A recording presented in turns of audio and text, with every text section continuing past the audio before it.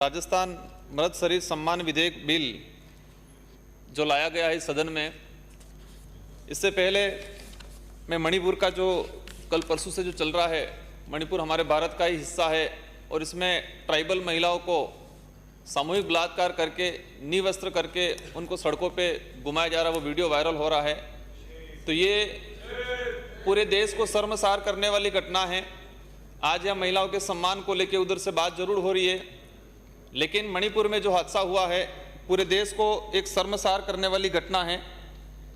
आज ये जो मृत शरीर सम्मान विधेयक, इस बिल को लाने की उपज, ये किसके दिमाग की उपज?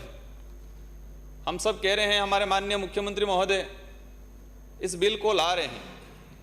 क्या हम इस बिल को लाके जो मृतक है उसके शरीर को सम्मान देना चाह रहे हैं या फिर हम हमारी जिम्मेदारियों से भागना चाह रहे हैं? माननीय सभापति महोदय, मृत्यु होती है दो प्रकार की, एक प्राकृतिक या अप्राकृतिक। और प्राकृतिक मृत्यु में किसी भी प्रकार की कोई ऐसा शरीर को लेके बैठा रहे, ये नहीं होता है।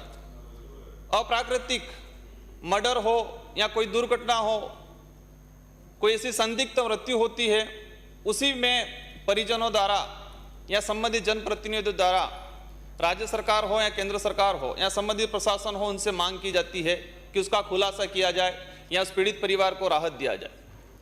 तो अप्राकृतिक जो घटना होती है उसमें भी जो गरीब परिवार है, एसटी एससी है, माइनॉरिटी है, किसी भी समाज का जो गरीब परिवार है, जो हमारी न्याय व्यवस्था या जो संदिग्ध जो मृत्यु हुई किस प्रकार हुई है, किसने की है, उस बात से वो संतुष्ट नहीं होता है। संतुष्ट नहीं होने से वो इस प्रकार की मांग करता है। विशेषकर इस बिल का आदिवासी बाहुल्य क्षेत्र के अंदर काफी प्रभाव पड़ेगा, दुष्प्रभाव पड़ेगा। इससे हमारे आदिवासी समुदाय में गमिती व्यवस्था होती है, अलग से न्याय व्यवस्था होती है। भले हमारे आईपीसी सीआरपीसी कानून है, लेकिन पहले ही पारंपरिक जो रीति रिवाज जो बना हुआ है, वो रीति रिवाज और परंपरा आज भी निहित है। और कई बार ऐसी व्यवस्था गांव के गमितियों द्वारा तय किया जाता है कि इसमें ये होना चाहिए, ये होना चाहिए। और ये जो व्यवस्था है, उस व्यवस्था में जो न्याय मिलता है, वो न्याय मिलने के बाद उस परिवार को संतुष्टि मिलती है और आगे भविष्य में द्वेष भावना कभी नहीं रहती। लेकिन हमारा जो कानून ला रहे हैं, हम दबाव बना के उसको ये कर देंगे, लेकिन एक द्वेष भावना भविष्य के लिए उस परिवार के अंदर, उस परिजनों में रहेगी और भविष्य में दूसरा अपराध का कारण बनेगा वो। माननीय सभापति महोदय, कई ऐसे घटना, मैंने अभी दो घटनाओं का जिक्र करना चाहूंगा। एक उदयपुर के अंदर एक जो बच्ची थी नाबालिग, उस बच्ची के साथ बलात्कार हुआ। बलात्कार होने के बाद उसके 9 टुकड़े कर दिए और उसको अलग अलग जगह डाल दिया गया। एक आदिवासी बच्ची थी। जब पता चला, पूरा गांव इकट्ठा हुआ, पूरा समाज इकट्ठा हुआ और पुलिस प्रशासन ने त्वरित कार्रवाई की, मुलजिम को गिरफ्तार किया, उसके सहयोगी को गिरफ्तार किया और किसी प्रकार का कोई भी लाश लेके बैठने का औचित्य नहीं। बहुत बड़ी घटना थी।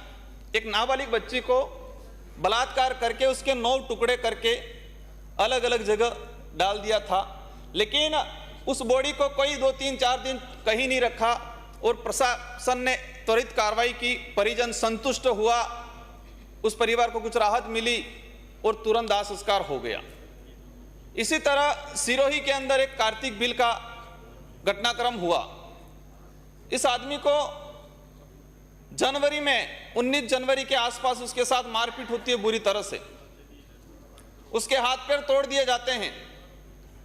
उसके सहयोगी द्वारा रिपोर्ट दी जाती है और 19-20 दिन तक उसका इलाज होता है और इलाज होने के दौरान उसकी मृत्यु हो जाती है। और तब पुलिस नींद से जगती है और पुलिस उसको गुजरात में उसके परिजनों को बॉन्ड करती है कि पहले तुम ये लिख के दो, हम सीधा ले जाके दाह संस्कार करेंगे। जिस आदमी के साथ घटनाक्रम हुआ, उसके मुलजिम को गिरफ्तार नहीं किया जाता है। उसके परिजन और उस व्यक्ति ने उसकी मृत्यु से पहले 2 थानों में रिपोर्ट दी थी कि मुझे जान का खतरा है।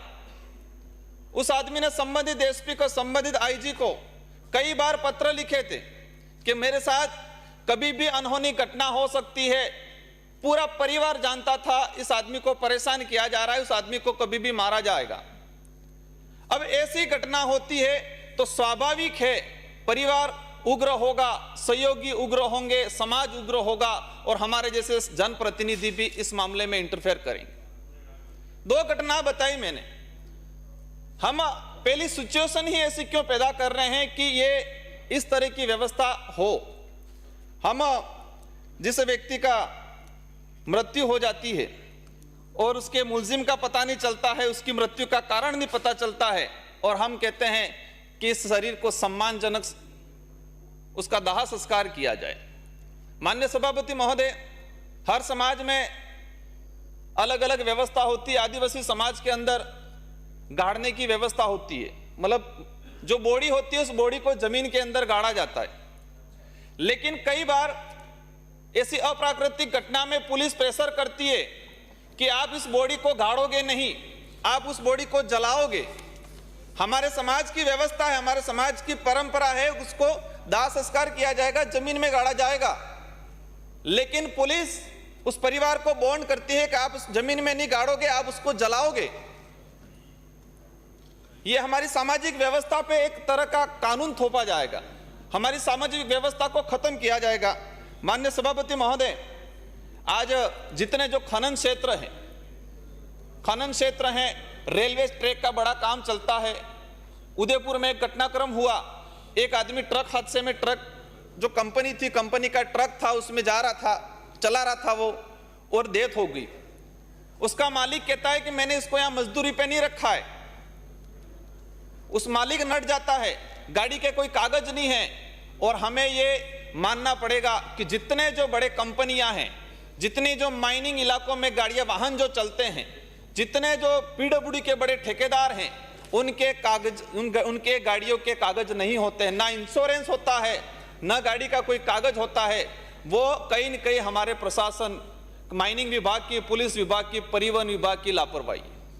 और इसी कारणों से परिजन उस समय दावा करता है जिसके घर में खाने का ठिकाना नहीं है, जो व्यक्ति 200-300 रुपए का रोजगार कर रहा है, उसके क्रियावर का भी व्यवस्था नहीं है, और उसको हम कहेंगे तेरे शरीर का सम्मान हो जाए, उसको जल्दी, और जो मालिक है वो मालिक नट जाता है।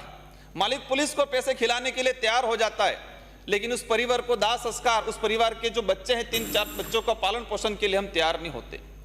माननीय सभापति महोदय, हमें सोचना पड़ेगा। ये बिल तो ले आएंगे, बहुमत भी हो जाएगा, लेकिन इसका दुष्परिणाम कितना होगा, और ये जो घटना होगी इसके बाद हम कानूनी कार्रवाई कर देंगे। कोई लेके बैठा, कोई भी व्यक्ति नहीं चाहेगा, कोई भी माँ बाप नहीं चाहेगा कि मेरा बेटा है, मेरा बहू है, मेरा जो भी मरा है, उसको शरीर को लेके बैठना कोई नहीं चाहेगा। कुछ मजबूरियां होती है, कुछ कारण होंगे, कुछ मांगे होगी, कोई भी व्यक्ति नहीं चाहेगा कि शरीर को लेके बैठे। हर माँ बाप चाहता है कि इसके परिवार का जो भी मरा है उसको सम्मान मिले। लेकिन इस कानून की वजह से आदिवासी समाज की जो व्यवस्था है, आदिवासी समाज की जो परंपरा है, इन पे कुठाराघात होगा। माननीय सभापति महोदय, कई ऐसी घटना हुई है, एफएसएल रिपोर्ट भेजते हैं, एफएसएल रिपोर्ट 2-3 साल तक नहीं आती है। मेरे विधानसभा क्षेत्र 84 के अंदर मेरो जो गांव है, उस आदमी 3 साल पहले मृत्यु हुई, और परिजन कह रहा लगभग यही है, उसकी पहचान पूर्ण रूप से नहीं हो पाई। आज 3 साल हो गए, एफएसएल रिपोर्ट नहीं आई। ऐसी हमारी व्यवस्था है, और हम कह रहे मान सम्मान देंगे उस मृतक शरीर को। माननीय सभापति महोदय, मेरा आपसे विनम्र अनुरोध है, मंत्री जी से अनुरोध है कि इस कानून को ट्राइबल क्षेत्र में नहीं लागू किया जाए, और लागू किया जाए तो वहां के लोगों की जो भावना है, वहां के लोगों की जो व्यवस्था है, उस व्यवस्था के अनुरूप लागू किया जाए। कोई भी कानून आता है कि लोगों की भावना के हित में या लोगों के हित में लाया जाता है, लेकिन यह कानून कहीं न कहीं ट्राइबल इलाके, आदिवासी इलाके के लिए घातक होगा, और इससे अपराध कम नहीं होंगे, इससे अपराध और बढ़ेंगे और लोगों में असंतोष पैदा होगा।